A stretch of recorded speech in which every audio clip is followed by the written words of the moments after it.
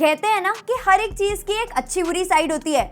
अगर एक तरफ हमारे पास ओम राउत है तो दूसरी तरफ नाग अश्विन जैसे डायरेक्टर भी हैं। एक तरफ अगर हमारे पास आदि पुरुष और गणपत जैसी मूवीज हैं तो वहीं दूसरी तरफ कल्कि जैसी मूवी भी है। एंड जो हाइप इतने दिनों से चल रही थी वो हाइप सच में है, क्योंकि ना तो कोई वीकेंड, पहला शो और उसमें भी भीड़। तो आप समझ जाओ कि मार्केटिंग ने अपना काम सही से किया है। एक तरफ 700 करोड़ में बनी हुई ये काली लंका और दूसरी तरफ 600 करोड़ में ये विजुअल्स। मतलब अगर पैसा खर्चा है ना तो सही जगह खर्चा है। और ये तो लिख के ले लो कि ये पिक्चर 1000 करोड़ तो आराम से क्रॉस करेगी एंड प्रभास को भी एज अ रेबल सुपरस्टार ना वापस से एस्टैब्लिश कर देगी। पर सारी चीजें एक तरफ, अगर किसी चीज के लिए दिल से सैल्यूट है ना तो वो है डायरेक्टर नाग अश्विन के लिए और उनके विजन के लिए। मतलब ऐसी पिक्चर बनाई है जो सच में हॉलीवुड को टक्कर देती है। और जिस तरह से कहा जा रहा था ना कि कल की एक ग्लोबल मूवी होने वाली है, तो भाई वो चीज ये पिक्चर प्रूव करती है। और भाई जो लोग ये कह रहे थे ना कि ये तो ड्यून से कॉपीड है या फिर सस्ती ड्यून है, एवेंजर्स की कॉपी है, यहाँ से इंस्पायर्ड है, वहां से इंस्पायर्ड है, तो भाई देखो पिक्चर ऐसी नहीं है कि हाँ इसके सीन्स डायरेक्टली कॉपीड है, लेकिन पिक्चर हेवीली इंस्पायर्ड है बहुत सारी मूवी से, जैसे कि Star Trek, Star Wars, Avengers, stellar blade, Mad Max and the list goes on. लेकिन हॉलीवुड लेवल की इन मार्वल मूवीज को भी अगर इंडियन सिनेमा में अच्छे से कोई ला पाया है ना तो भाई वो डायरेक्टर नाग अश्विन ही है। और जो उन्होंने सिनेमाटोग्राफी के लिए टीम हायर की है, जो विजुअल इफेक्ट्स के लिए टीम हायर की है,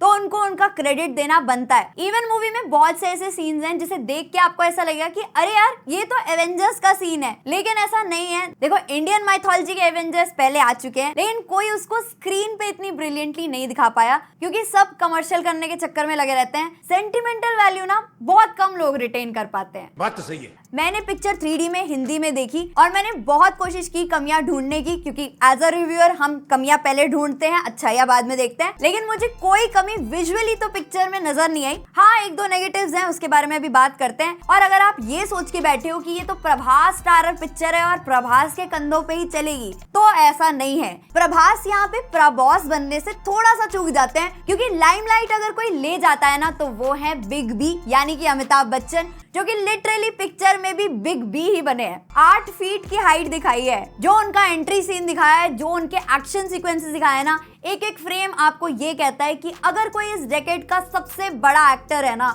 तो वो अमिताभ बच्चन ही हैं। एंड उनके स्टारडम की बात ही अलग है। And no offence to Prabhas fans और कमल हासन सर के फैंस, क्योंकि उनका काम जो है वो डेफिनेटली उनके लिए बोलता है, लेकिन प्रभास की जब एंट्री होती है पिक्चर के अंदर तो वो एंट्री सीक्वेंस इतना इम्पैक्टफुल नहीं लगता। बस उसको अगर कोई चीज एलिवेट करती है तो वो भाई दिलजीत पाजी ने किया है, क्योंकि वहां पे चलता है भैरवा एंथम इन दिलजीत पाजीज वॉइस। एंड वो फ्यूजन जो उन्होंने किया है आई थिंक मच नीडेड था। और स्टोरी से रिलेटेड तो मैं ज्यादा कोई स्पॉयलर्स नहीं दे सकती, अगर आपको देखना है तो आप इस वीडियो के बाद ये वीडियो चेकआउट कर सकते हो, जिससे आपको स्टोरी का थोड़ा बहुत अंदाजा हो जाएगा।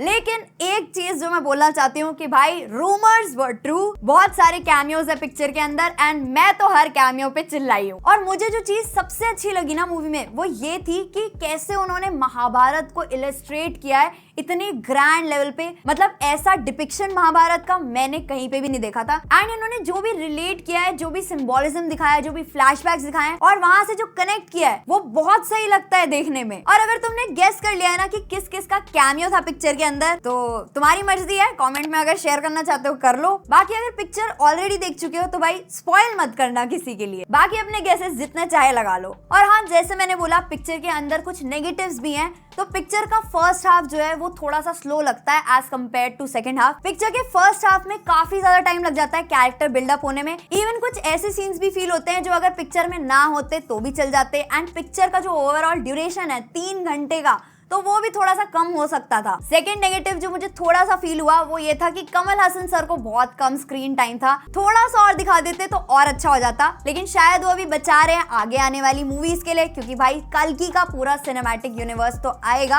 एंड वो चीज पिक्चर के एंड में भी देखने के लिए मिलती है। मूवी के विजुअल्स इतने कमाल के है ना कि मुझे ऐसा लगा कि यार अमिताभ सर ने एंड प्रभास ने ना अपने पापों का प्रायश्चित कर लिया। मतलब अमिताभ सर आपने गणपत क्यों चूज करी थी, मुझे ये चीज समझ में नहीं आई। लेकिन आपने कल की चूज करके बहुत सही स्टेप उठाया है। सिमिलरली प्रभास ने जो आदि पुरुष में किया था, आई थिंक कल की was much needed. Story wise आपको पिक्चर में बहुत कुछ देखने के लिए नहीं मिलेगा, लेकिन आपको इंडियन कल्चर और माइथोलॉजी के ऊपर जो देखने के लिए मिलेगा ना, वो चीज एकदम एक ट्रीट है। एंड उसको एलिवेट करने का काम करता है इसका बैकग्राउंड म्यूजिक। हर सीन में बैकग्राउंड म्यूजिक बहुत सही था। इनफैक्ट मूवी की स्टार्टिंग में जो अमिताभ सर की वॉइस में एक सॉन्ग है, मतलब ये देख के यकीन नहीं होता कि एक टाइम पे उनकी वॉइस को रिजेक्ट कर दिया गया था एंड आज उनकी वॉइस के क्या वंडर्स हैं,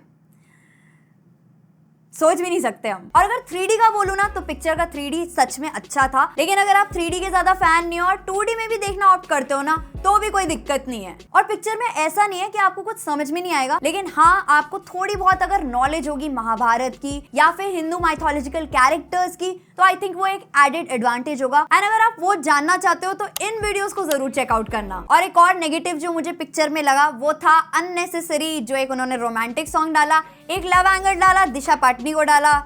मतलब दिशा की दिशा ही नहीं थी पिक्चर में, मतलब उन्हें क्यों डाला मुझे समझ में नहीं आया। हाँ, आगे अगर कुछ कैरेक्टर डेवलपमेंट होती है तो कह नहीं सकते। मतलब प्रभास और दिशा की केमिस्ट्री से ज्यादा अच्छी केमिस्ट्री तो प्रभास और बुज्जी की थी। अच्छा।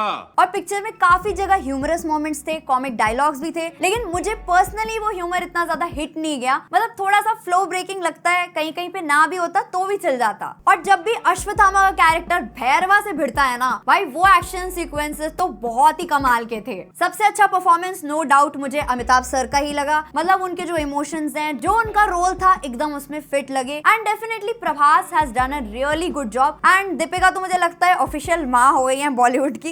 इतने सारे माँ के कैरेक्टर उन्होंने प्ले कर दिए हैं एंड अब रियल लाइफ में भी जल्दी बनने वाली हैं, तो good wishes to her. But उनके जो इमोशंस हैं, आई थिंक उनके डायलॉग्स कम थे, लेकिन उनकी इमोशंस जो हैं, वो उनके फेस से जो इमोट होते हैं, वो उनकी यूएसपी है। Shashwat Chatterjee as commander Manas, I think बहुत अच्छा परफॉर्मेंस था। उनके कुछ जोक्स थे जो सही तरीके से लैंड भी करे। एंड कमल सर का स्क्रीन टाइम दो लिमिटेड था, लेकिन जब भी वो स्क्रीन पे आते हैं एंड स्पेशली जो वो लास्ट सीन में आते हैं, वो देख के ना एकदम एक इंट्रीग फैक्टर आ जाता है कि नेक्स्ट पार्ट में ना कुछ सॉलिड ही देखने को मिलने वाला है। और जो हमने थ्योरीज प्रेडिक्ट करी थी इस मूवी को लेके, उसमें से काफी हद तक कुछ थ्योरीज बिल्कुल सही थी। एंड अब इसके आगे के पार्ट्स के लिए भी डेफिनेटली बहुत सारी थ्योरीज होने वाली हैं, तो स्टे ट्यून्ड। एक तो लाइक और शेयर ठोक दीजिए, महाकाल का दबा लाइक और शेयर ठोक दीजिए। डायरेक्टर नाग अश्विन ने जो काम किया है ना, उसके लिए तो ये बनता है। तोफू कबूल करो।